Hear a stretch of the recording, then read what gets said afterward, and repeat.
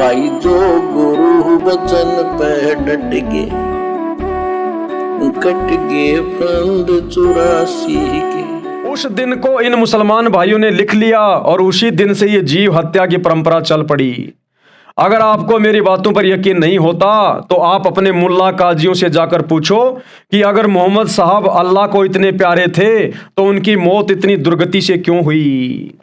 शहजाद खान जी कह रहे हैं कि अगर मुसलमान भाइयों को अगर मेरी बातों पर यकीन नहीं है, जो बातें मैं यहाँ बता रहा हूँ अपनी जीवनी में, अपनी आत्मकथा में, कि वर्तमान का मुसलमान समाज डुप्लीकेट अल्लाह को अल्लाह मान के पूज रहा है, वो शैतान है, वो काल है। अगर आप लोगों को इस बात का अगर भरोसा नहीं है तो अपने मुल्ला मौलवी काजियों से पूछो, मस्जिदों में जाके धर्म के ठेकेदारों से पूछो कि ऐ मुसलमानों, जो कर्म तुम कर रहे हो वर्तमान में, अगर ये सब कुछ सही है तो ये कर्म सबसे पहले किसने शुरू किए? हजरत मोहम्मद ने, क्योंकि उन्होंने इस्लाम धर्म की नींव डाली। वो अल्लाह के पैगंबर थे, वो शैतान के पैगंबर थे, वो काल के पैगंबर थे। तो फिर हजरत मोहम्मद की मौत इतनी दुर्गति से क्यों हुई, अकाल मौत क्यों हुई? मात्र 63 साल की उम्र में, केवल 63 साल की उम्र में हजरत मोहम्मद की दुर्गति से, बुखार से, बीमारी से तड़फ तड़फ के मौत हुई। नमाज के लिए भी नहीं उठ पाते थे वो।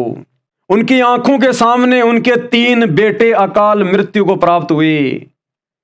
अरे भैया, हजरत मोहम्मद अगर ओरिजिनल अल्लाह की इबादत कर रहा था तो हजरत मोहम्मद की ऐसी दुर्गति से मौत क्यों हुई? हजरत मोहम्मद के बेटे उनकी आंखों के सामने क्यों मरे? अगर हजरत मोहम्मद ओरिजिनल अल्लाह की इबादत करता था तो। और यदि हजरत मोहम्मद की ऐसी दुर्गति हुई तो आज का मुसलमान तो वही इबादत कर रहा ना जो हजरत मोहम्मद ने बताई, बल्कि वैसे भी नहीं कर रहा, उससे भी घटिया श्रेणी में आ गया। मांस खाने लग गया, शराब पीने लग गया, मजारों को पूजने लग गया, आन उपासना करने लग गया, काफिर बन बैठा। तो आज के मुसलमान की फिर अंत में क्या हालत होगी, क्या दुर्गति होगी, तुम्हारी आंखों के सामने है। तो पूछो अपने मुल्ला मौलवियों से कि अगर हजरत मोहम्मद उस अल्लाहु अकबर की भक्ति करता था, इबादत करता था, उसके जैसी इबादत वर्तमान में कोई मुसलमान नहीं कर सकता, उन मर्यादाओं में रहकर, नियमों में रहकर। तो जब हजरत मोहम्मद की ऐसी दुर्गति से मौत हुई तो हमारा क्या होगा?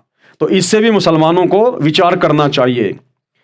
अगर आपको मेरी बातों पर यकीन नहीं होता तो आप अपने मुल्ला काजियों से जाकर पूछो कि अगर मोहम्मद साहब अल्लाह को इतने प्यारे थे तो उनकी मौत इतनी दुर्गति से क्यों हुई। अपने मुल्ला काजियों से जाकर पूछो, सारा ज्ञान खंगालो। अगर फिर भी संतुष्टि नहीं होती है तो आप यहाँ बरवाला आश्रम में आओ और आपको यहाँ सभी प्रश्नों का उत्तर संतुष्टि के साथ दिया जाएगा। फिलहाल आपने किसी भी आश्रम में जाने की भी जरूरत नहीं है। आप इन सभी सवालों के जवाब यूट्यूब पर घर बैठे जेब से मोबाइल निकालकर सतगुरु रामपाल जी के सत्संग सुनकर ले सकते हैं। आप संत रामपाल जी की डॉक्टर जाकिर नाइक के साथ में जो डिबेट हैं, जो ज्ञान चर्चा हैं, आप उनको सुन सकते हैं। Debate versus doctor Zakir Naik versus संत रामपाल जी, आप सुन सकते हैं। इस्लाम की पुस्तकों के ऊपर संत रामपाल जी के सत्संग आप इस प्रकार से सर्च करके देख सकते हैं। आपको सारे प्रमाण, सारे सबूत, सारे सत्संग घर बैठे बैठे मिल जाएंगे।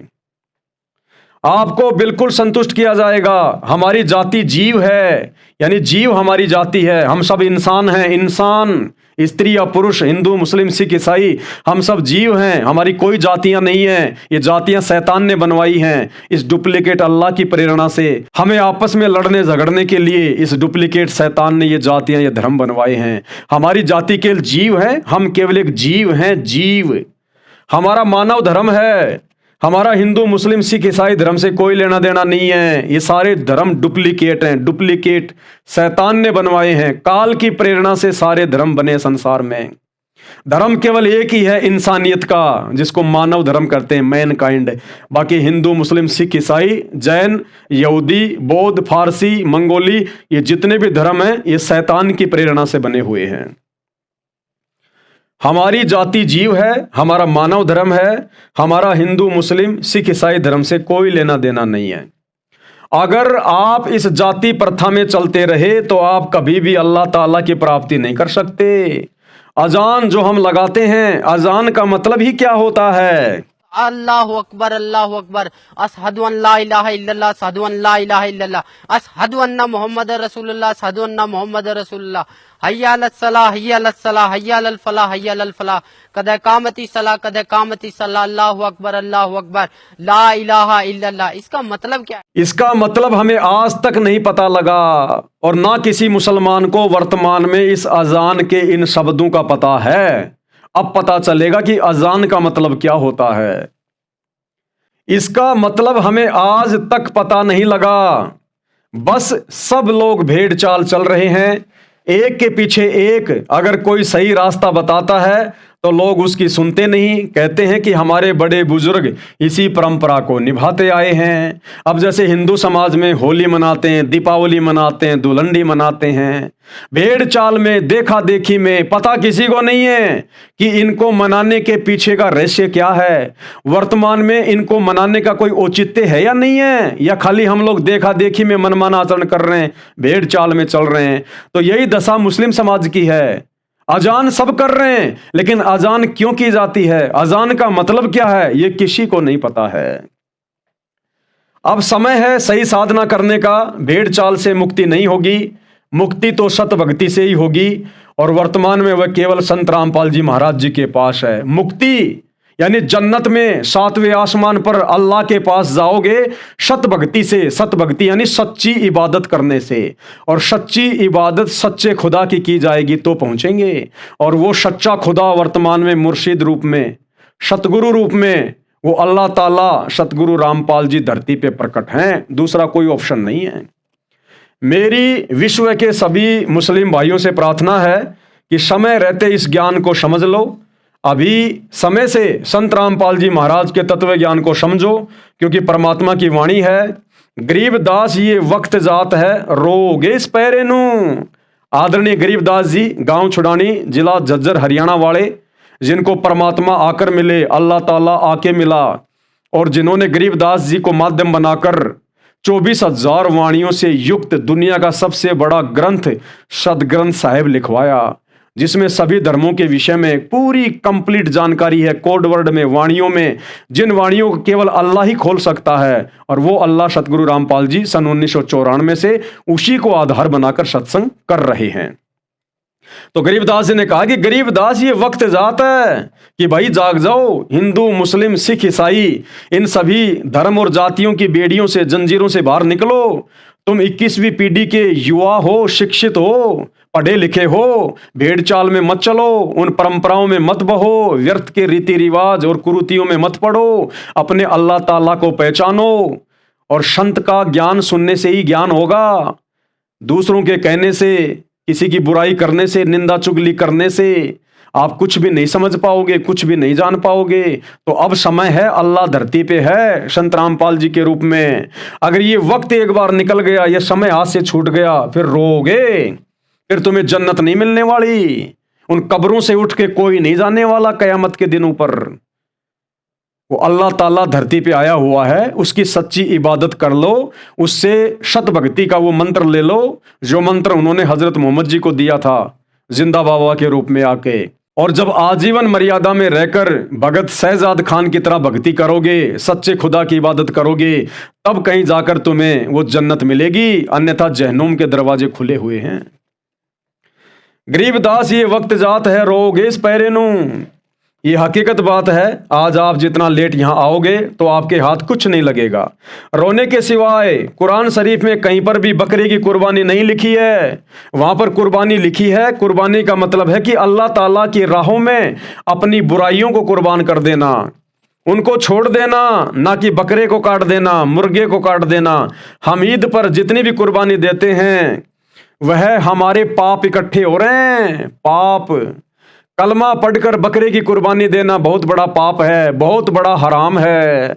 कलमा यानी उस परमात्मा का नाम लेकर, अल्लाहू अकबर का नाम लेकर, जिसने बकरा बनाया, बकरी बनाई, मुर्गा बनाया, गाय बनाई, भेड़ बनाया, ऊंट बनाया, 84 लाख प्रकार के जीव बनाए। अरे उसी रहमान अल्लाह का नाम लेकर, यानी एक तरफ तो तुम कोई भी काम करने से पहले उस अल्लाह का नाम लेते हो कि बिस्मिल्लाह रहमान रहीम, यानी शुरू करता हूं उस अल्लाह का, खुदा का नाम लेकर जो बड़ा मेहरबान है, रहम दिल है।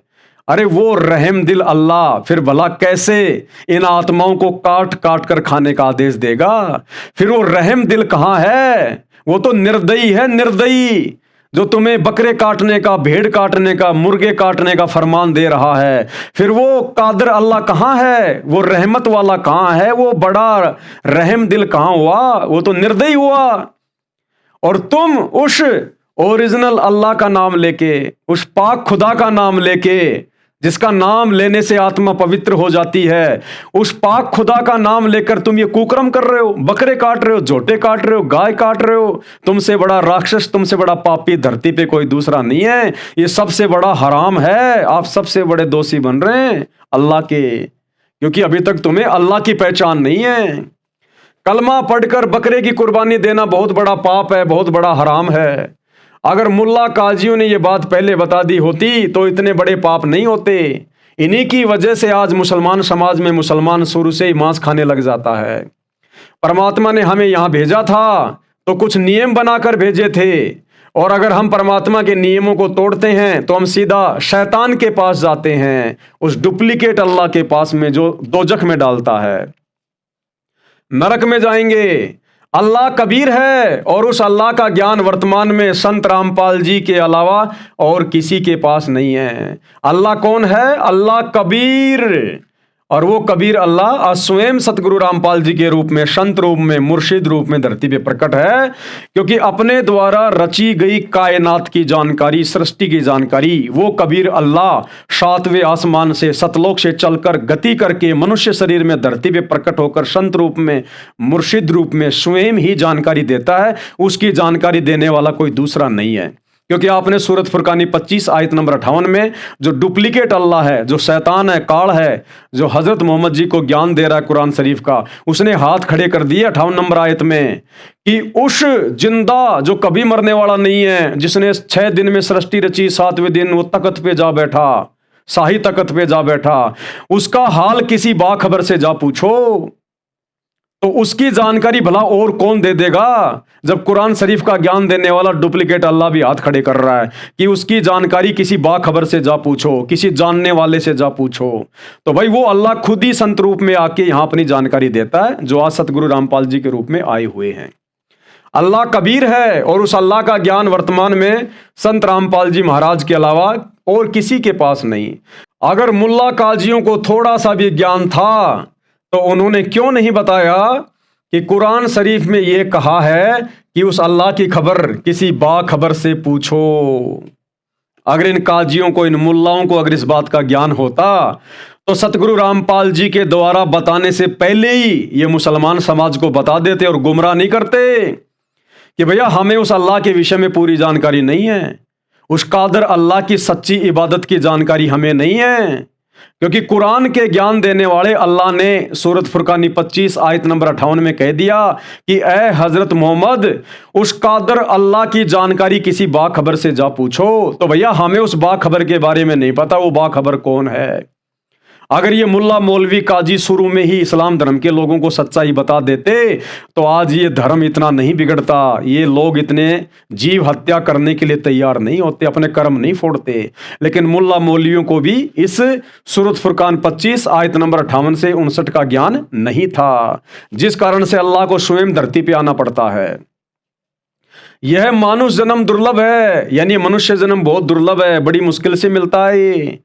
ये 84 लाख योनियां भोगने के बाद गधे, कुत्ते, सुअर, कीट पतंग, मक्खी, मच्छर, ये जितने भी 84 लाख प्रकार की योनियां हैं जो हम देख रहे हैं, ये सारे जन्म भोगने के बाद, इतने कष्ट भोगने के बाद एक बार ये मनुष्य जन्म देता है हमें अल्लाह, केवल अपनी सच्ची इबादत के लिए, मोक्ष के लिए। जो गुरु बचन पे डट के कट गए फंद 84 के, कट गए फंद 84 के, कट गए फंद 84 के।